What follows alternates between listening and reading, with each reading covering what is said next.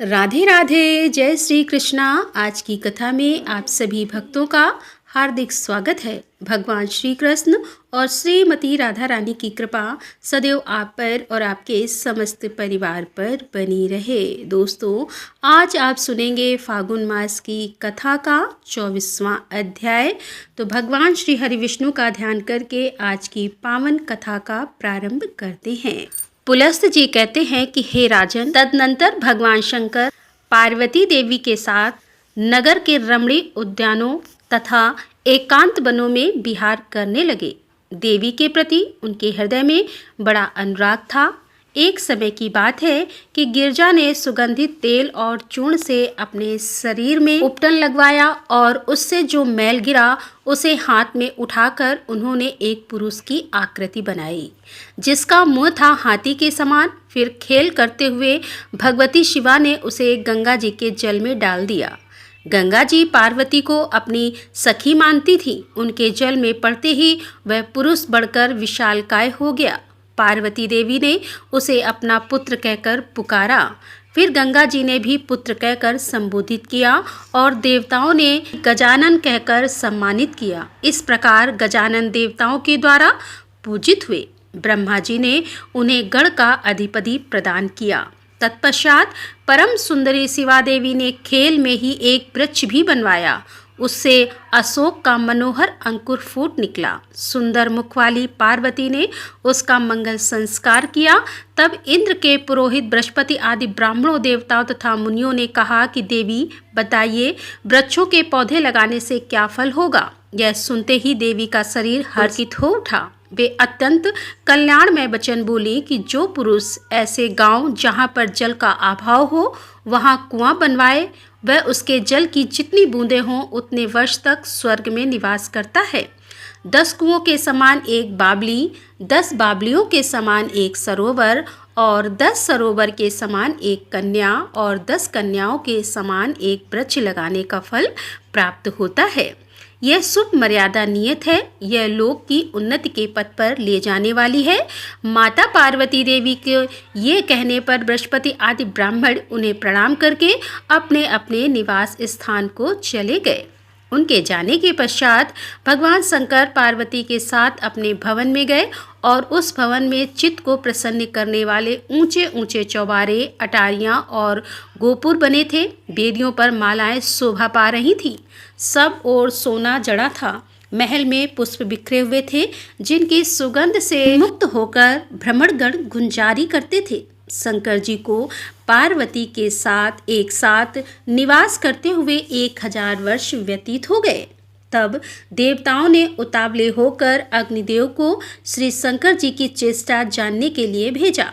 अग्नि ने तोते का रूप धारण करके, जिससे कि पक्षी आते जाते थे, उसी छिद्र के द्वारा शंकर जी के महल में प्रवेश किया और उन्हें गिरजा के साथ एक सैया पर सोते हुए देखा। तत्पश्चात देवी पार्वती सैया से उठकर कौतूहलवश एक सरोवर के तट पर गई, जो स्वर्णमय कमलों से सुशोभित था। वहां जाकर उन्होंने जल विहार किया। तदंतर वे सखियों के साथ सरोवर के किनारे बैठी और उसके निर्मल पंकज से सुशोभित स्वादिष्ट जल को पीने की इच्छा करने लगी। इतने में ही उन्हें सूर्य के समान तेजस्वी 6 कृतिकाएं दिखाई दी। वे कमल के पत्ते में उस सरोवर का जल लेकर जब अपने घर को जाने लगीं, तब पार्वती देवी ने कहा कि देवियों, कमल के पत्ते में रखे हुए जल को मैं भी देखना चाहती हूँ। वे बोली, सुमुखी, हम तुम्हें इसी शर्त पर यह जल दे सकती हैं कि तुम्हारे प्रिय गर्भ में जो पुत्र उत्पन्न हो वह हमारा भी पुत्र माना जाए एवं हम में भी मातृभाव रखने वाला तथा हमारा रक्षक हो। वह पुत्र तीनों लोकों में विख्यात होगा। उनकी बात सुनकर गिरजा ने कहा, अच्छा, ऐसा ही होगा। यह उत्तर पाकर कृतिका को बड़ा हर्ष हुआ और उन्होंने कमल पत्र में स्थित जल में से थोड़ा सा पार्वती जी को भी दे दिया। फिर उनके साथ पार्वती जी ने भी क्रमशः उस जल का पान किया। जल पीने के बाद तुरंत ही रोग शोक का नाश करने वाला एक सुंदर और अद्भुत बालक भगवती पार्वती जी की दाहिनी कोख फाड़कर निकल आया और उसका शरीर सूर्य की किरणों के समान प्रकाश पुंज से व्याप्त था। उसने अपने हाथ में तीक्ष्ण शक्तिशूल और अंकुश धारण कर रखे थे। वह अग्नि के समान तेजस्वी और स्वर्ण के समान गोरे रंग का बालक कुचित दैत्य को मारने के लिए प्रकट हुआ था, इसीलिए उसका नाम कुमार हुआ। वह कृतिका के दिए हुए जल से शाखाओं सहित प्रकट हुआ था। वे कल्याणमयी शाखाएं 6 मुखों के रूप में विस्तृत थी। इन्हीं सब कारणों से वह तीनों लोकों में विशाल सन्मुख स्कंद, षडानन और कार्तिकेय आदि नामों से विख्यात हुआ। ब्रह्मा जी, श्री विष्णु, इंद्र और सूर्य आदि समस्त देवताओं ने चंदनमाला, सुंदर धूप, खिलौने, छत्र, चवरिया, सरान को सावधानी के साथ विधिपूर्वक सेनापति के पद पर अभिषेचित किया। भगवान श्री विष्णु ने सब तरह के आयुध प्रदान किए। धना कुबेर ने 10 लाख यक्ष की सेना दी। अग्नि ने तेज और वायु ने वाहन अर्पित किए। इस प्रकार देवताओं ने प्रसन्न चित्त से सूर्य के समान तेजस्वी स्कंद को अनंत पदार्थ दिए। तत्पश्चात वे सब पृथ्वी पर घुटने टेक कर बैठ गए और स्रोत पढ़कर वरदायी देवता सरान की स्तुति करने लगे। स्तुति पूर्ण होने के पश्चात कुमार ने कहा कि देवताओं, आप लोग शांत होकर बताइए, मैं आपकी कौन सी इच्छा पूरी करूं? यदि आपके मन में चिरकाल से कोई असाध्य कार्य करने की इच्छा हो तो वह भी आप कहिए।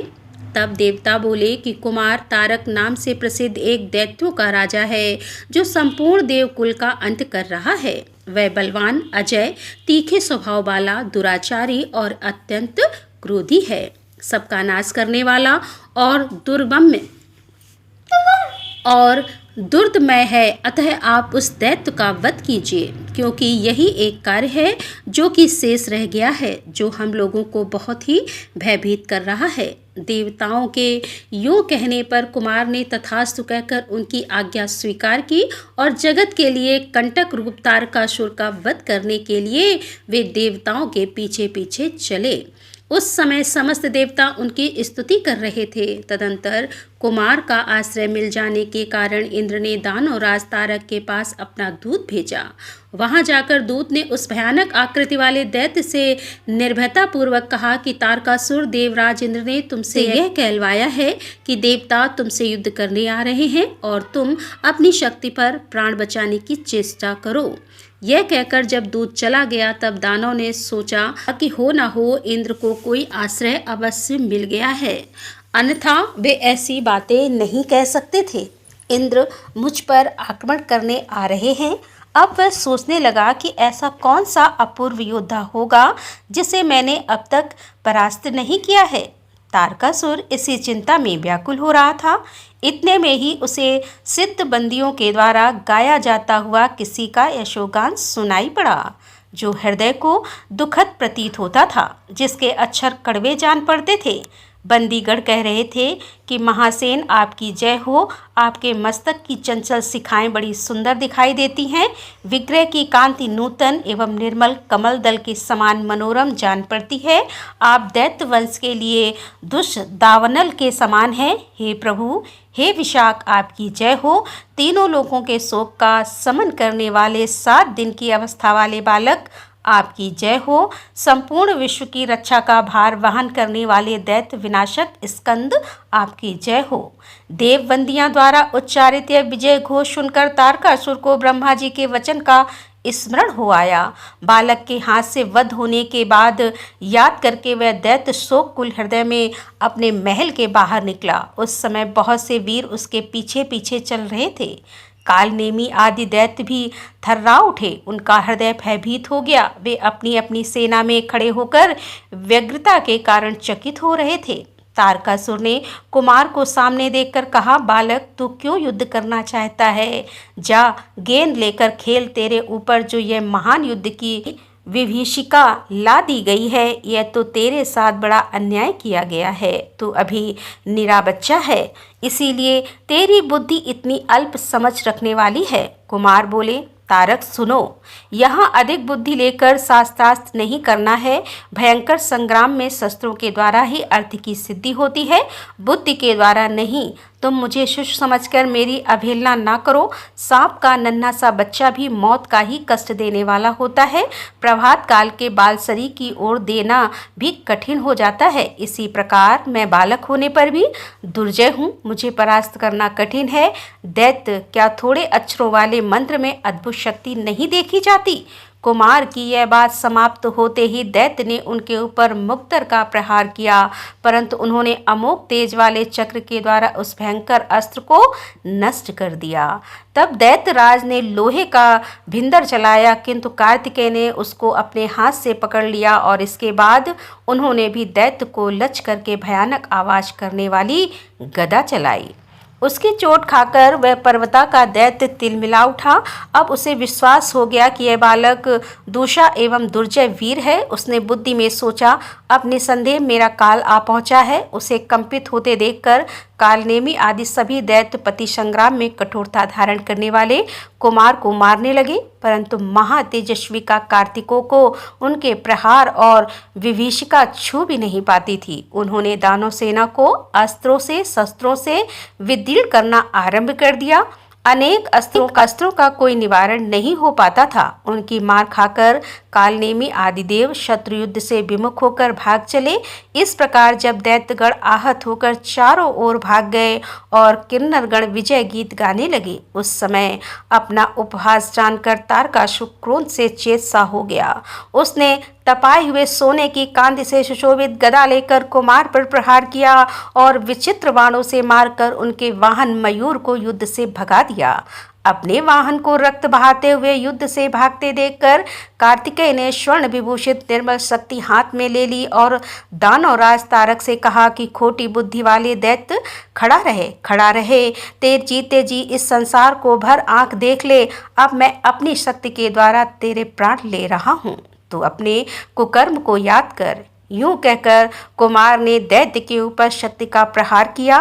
कुमार की भुजा से छूटी हुई वह शक्ति कयूर की खनखन हट के साथ चली और दैत्य की छाती में जो वज्र तथा गिरिराज के समान कठोर थी, जा लगी। उसने तारकासुर के हृदय को चीर डाला और वह दैत्य निष्प्रभ के धुरंधर वीर दैत्य राज तारक के मारे जाने पर सबका दुख दूर हो गया।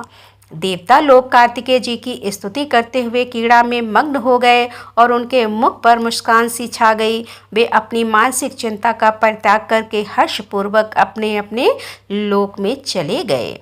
सबने कार्तिकेय जी को वरदान दिए। देवता बोले, जो परम बुद्धिमान मनुष्य कार्तिकेय जी से संबंध रखने वाली इस कथा को पढ़ेगा, सुनेगा अथवा सुनाएगा, वह यशस्वी होगा, उसकी आयु बढ़ेगी, वह सौभाग्यशाली श्री संपन्न का मान सुंदर समस्त प्राणियों से निर्भय तथा सब दुखों से मुक्त होगा।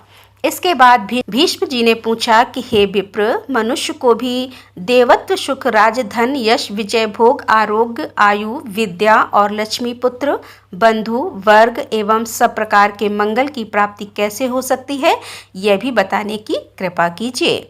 इस प्रश्न का उत्तर देते हुए पुलस्त जी ने जो कहा वह आप कल की कथा में सुनेंगे। तो अगर आप इस प्रश्न का उत्तर जानना चाहते हैं तो कल की कथा जरूर सुनिए। और हाँ, आज की कथा अगर आपको पसंद आई हो तो वीडियो को लाइक किए बिना तो बिल्कुल नहीं जाना, लेकिन इसके साथ ही कुछ भक्तों तक इस वीडियो को शेयर भी जरूर कीजिए अगर संभव हो, और हर रोज की तरह कमेंट बॉक्स में राधे राधे तो जरूर लिखिए। और मिलते हैं इसके आगे की कथा लेकर। तब तक के लिए राधे राधे, जय श्री कृष्णा, हर हर महादेव, जय भोलेनाथ की।